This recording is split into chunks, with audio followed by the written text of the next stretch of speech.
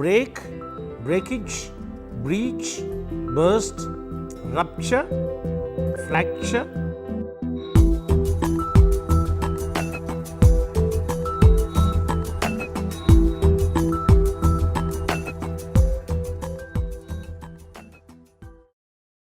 Good morning, viewers. We are going to spend more or less 2 programs on Thesaurus. Thesaurus, most of us associate with R-O-G-E-T, Rochas. Rochas Thesaurus is the most famous kind of dictionary. I will give you the details in a minute, but before I do that, I will give you some kind of introduction leading you to this concept of Thesaurus.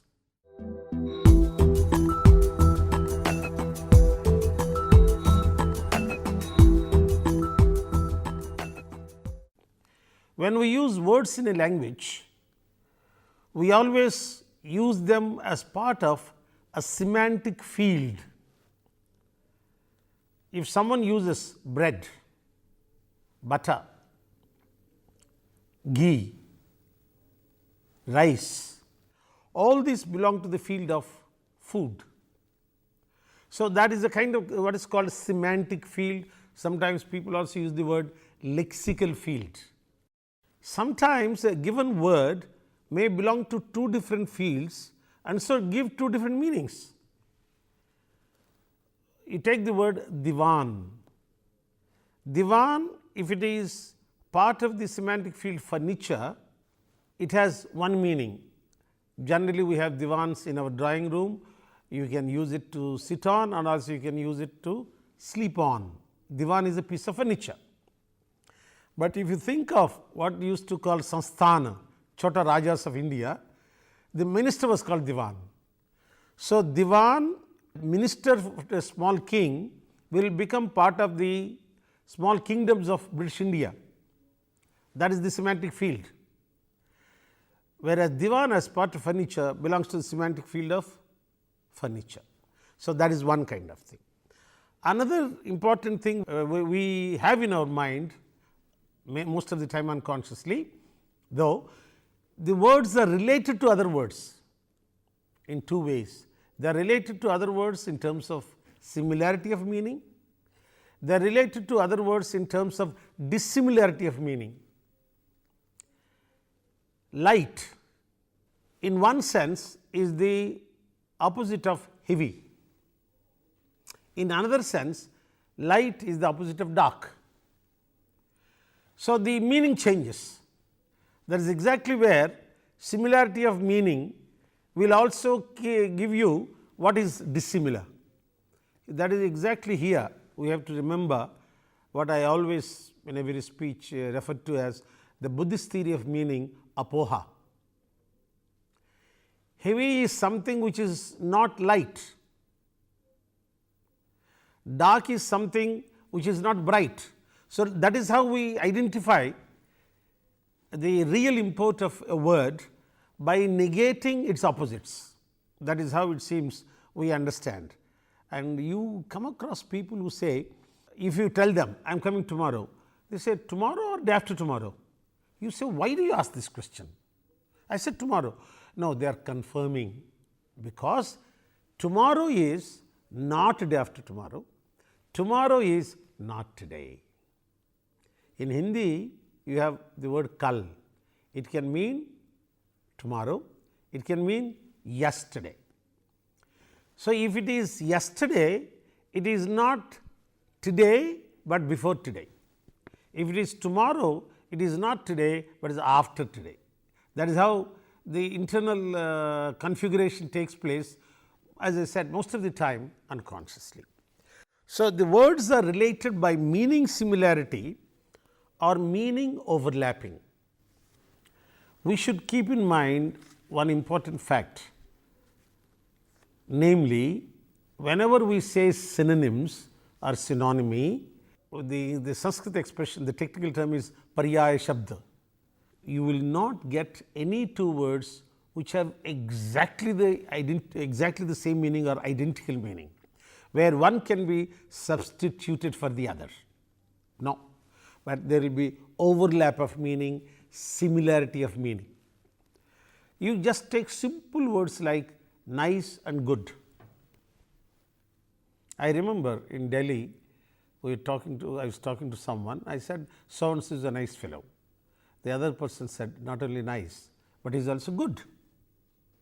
Then I suddenly saw, so though we think these two words overlap in meaning, they do differ in real meaning.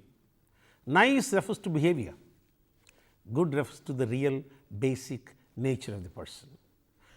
That is how we look at words, and when we use language keeping all these things in mind, these linguists, grammarians, lexicographers, dictionary makers keep our need. They say, hey, there is so much to do on language, let me prepare a dictionary. That is how it works. Most of the time people use their language as they understand, as they know.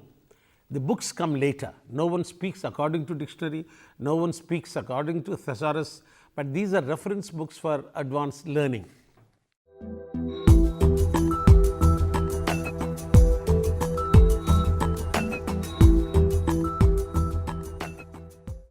And before I give you the full details of thesaurus, let us place it in a list of terms. As I was saying, what is the field, lexical field?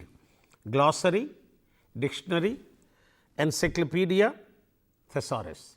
Let us say these four constitute a kind of lexical field of reference books.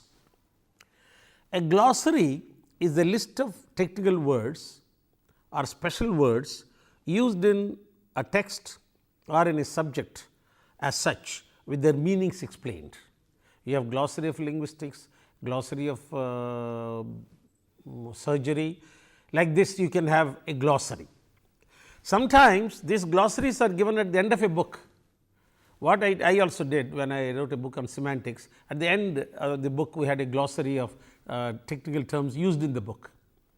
Glossary generally is a list of technical words or words referring to the particular subject. In glossary, you make an early attempt to put the terms together and give their exact definitions, but in dictionary you go further and bring in later uses. Someone else may say encyclopedia of linguistics. Same thing goes further and the scope is much wider. You get more terms, more ideas, more references, and greater amount of explanation.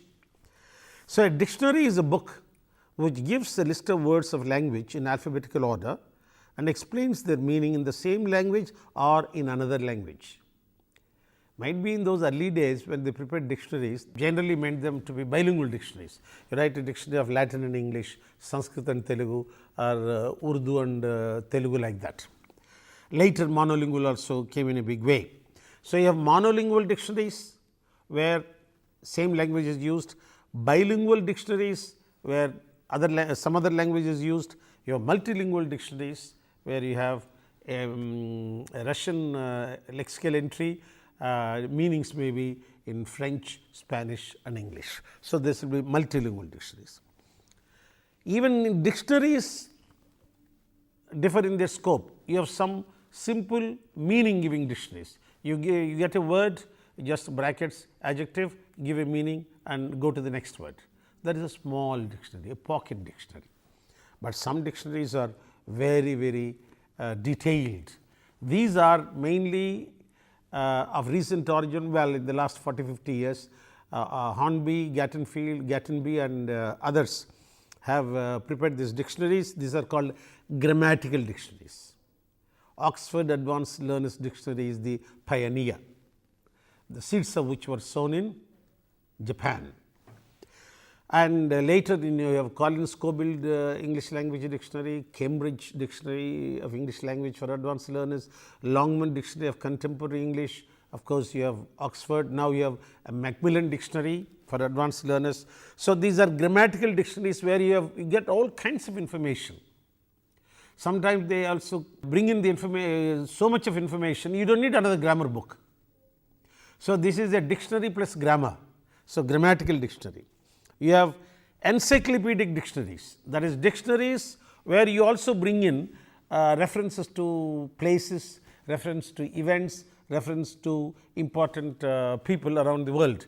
Mahatma Gandhi is there in some dictionaries, Indira Gandhi is there in some dictionaries, some of these encyclopedic dictionaries. One of the earliest ones is Longman English Larousse 1968.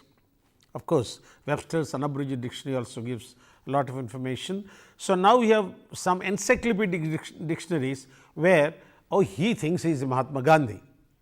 If someone uses that expression, so the listener wants to know who is Mahatma Gandhi, then he will go to an encyclopedia. So, these publishers say, why go to an encyclopedia? Let us make a dictionary bringing this encyclopedic information. So, that is how we get encyclopedic dictionaries. And you have, depending upon the scope of a dictionary, some of these dictionaries are very exhaustive.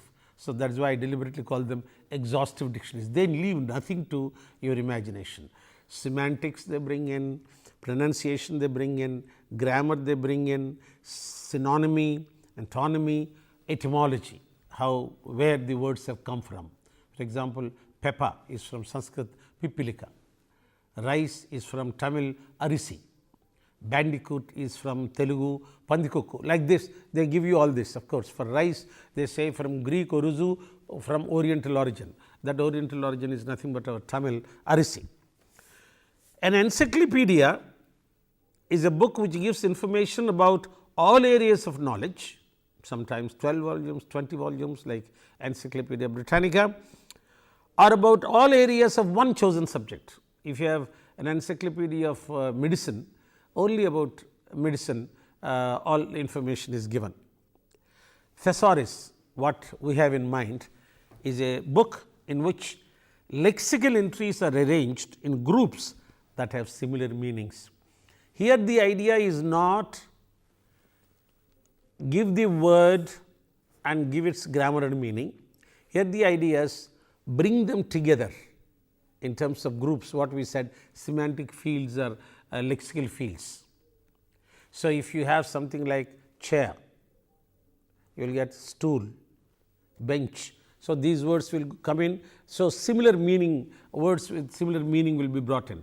Bright, effulgent, shining, all these words may be brought in together. That is, have similar meanings.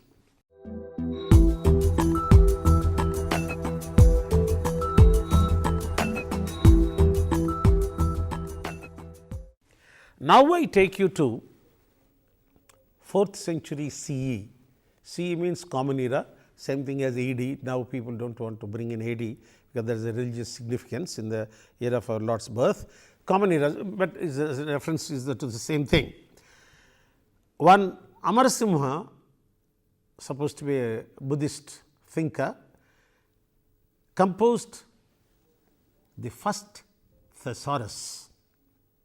He called it Amarakosha, a immortal lexicon, where he brought in Sanskrit words according to their meaning. For example, Dara, Kalatra, Bharya will be together in one unit. So, like this Anuraga, Prema, these things will be brought in together. Jala, Neera, Apa will be brought in together. So, words which have a similarity of meaning will be brought in with one entry which is supposed to be the most commonly used word, if you want to use the word nodal entry. Rest of them will be synonymous expressions. Amarakosha, it has been made available all through, and there are translations Chinese, translations in Tibet, translations in Nepali, into different languages. Translation means they will, in that script they will say how these things have been done. This Amarakosha of Amarasimha is the first known thesaurus in any language. It is in Sanskrit and is supposed to belong to, I told you, 4th century common era. It is divided into 3 parts, khandas. Swargadi khanda, that is heavens and others, where you have words pertaining to gods and heavens. Devi, Devata, Swarloka, like that. Bhuvargadi Khanda, earth and others, you refer to earth, towns, animals, humans and other things. Samanyadi Khanda, common words and other words, where we get grammar and other items. So, the basic, the big classification is into 3 chapters. That is where you also some people bring out 3 editions. This is the forerunner. Most people would not know about Amarakosha. Most people dealing with English, they say, yes, yes, there is thesaurus. We know Roget is Roget, it is not Roget. Roget is thesaurus, everyone knows, but the inspiring force, Amarakosha, none of us really know because we do not study Sanskrit. All the students of Sanskrit will certainly know, so nothing special about it.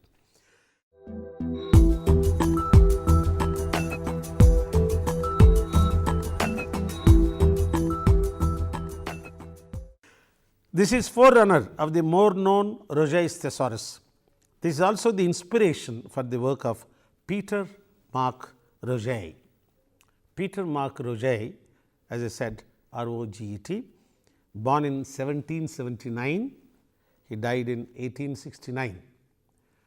Born to Swiss parents, he was a doctor by training.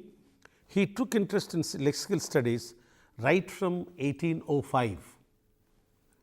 That is when he was only 26 years old. He used to give lectures all over Europe. Anyone who gives lectures sees some problem with words. Some words are common, some words are not very common. Some words can be used one for the other, some words cannot be used one for the other. The meaning seems to be similar. And he published it as a thesaurus in 1852. And in this Amarakosha, we have 3 parts, and in 3 parts you have all these divisions and subclassification. And as I said, this is bringing in semantic field, as the point of departure, and then going into different words. If you can just say how these things are referred to. Of course, this particular thing is in Sanskrit. Suriti, Prabhatiti Prabha, Rochite Roku, Ruchishcha, Ruchidiptau. All this is in Sanskrit, but in with these things, when they are explained in different languages, they are done for common man, and they give all these words separately. And this Swargadi Khanda, Bhuvargadi Khanda, as I told you, Samanyadi Khanda, is very important to note that this production from a Buddhist scholar has been universally accepted as an authority by all other people, the people who are following Vedic religions, the people who are following later Jainism. It was very extensively commented upon by Buddhist scholars like Subhiti Chandra, Jainist scholars like Asadhara Pandita, Nachiraja, and Vedic scholars like Shiraswamin, Mallinatha and Appai Dikshita. All these people refer to this great book, and they show how it is useful for Sanskrit students. It is a well known fact that translations of Amarakosha into Chinese and Tibetan have been recently discovered, and recently I have seen it is also done into Nepali.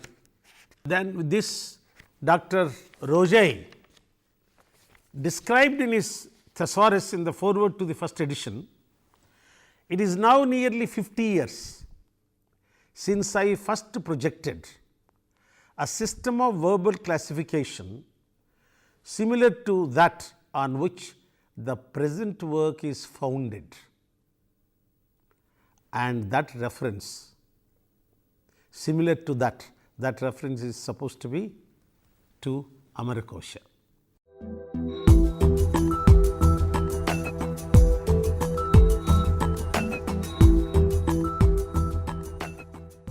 Rochas Thesaurus is composed of 6 primary classes. First class, words expressing abstract relations. Second class, words relating to space. Third class, words relating to matter. Fourth class, words relating to intellectual faculties. Fifth class, words relating to the voluntary powers. Sixth class, words relating to the sentiment and moral powers. Under each class, he has certain divisions and sections. Let me illustrate this. Let us take the very first one, class 1, words expressing abstract relations. Under that you have several sections. Section 1, existence. Under that you have 4 subsections, and under each subsection you have 2 meaning clusters or meaning groups. One is being in the abstract, under which you have existence and inexistence. Being in the concrete, substantiality and unsubstantiality. Next is formal existence. There you have intrinsicality and extrinsicality. Next is modal existence. There you have state and circumstance.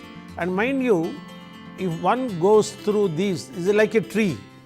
You go to the flower, you start from the bottom and you go to the tree through several branches. It will be very easy to describe the value of a word. In semantic analysis, we talk about distinctive feature analysis. You can say a particular word comes under the section modal existence. A particular word comes under the section formal existence. So, this is going to be of great use to semanticists. Now, let us take another section called order, and within order you have order, disorder, complexity, arrangement, derangement. Another subsection, consecutive order, under which you have precedence, sequence. These are not words, groups. Precursor, sequel, beginning, end, middle, continuity, discontinuity, term. Similarly, let us go to another class, words relating to space, that is the second class. There you have different sections. First section is space in general. You have abstract space, relative space, existence in space. Under abstract space, you get space in extension, region, place, and relative space you get situation, location and displacement. Existence in space, presence, absence, inhabitant, abode, contents, receptacle. Similarly, let us take another section called motion. There you have several subsections: motion in general, degrees of motion, motion conjoined with force, motion with reference to direction. And under motion in general you have motion, quiescence, journey, navigation, traveler, mariner, transference, carrier, vehicle, ship. Degrees of motion: velocity, slowness, motion conjoined with force, impulse, recoil, motion with reference to direction, direction, deviation, procession, sequence, progression, regression, propulsion, traction, approach, precision, attraction, repulsion, convergence, divergence, arrival, departure, ingress, egress, reception, ejection, food, excretion, insertion, extraction, passage, transcursion, shortcoming, ascent, descent, elevation, depression, leap, plunge, circuation, rotation, evolution, oscillation, agitation. That is how these different things are grouped. That is how they have 1000 meaning clusters in the thesaurus. These meaning clusters in a sense give you different colors of meaning or connotations of a meaning or spectrum of a meaning, and we will go into details of the words available in such meaning clusters in the next episode. So far we have seen the background for the need to have a thesaurus because of the relationship among words, and then we also saw how Amarakosha was the forerunner to Rochas Thesaurus. Thank you.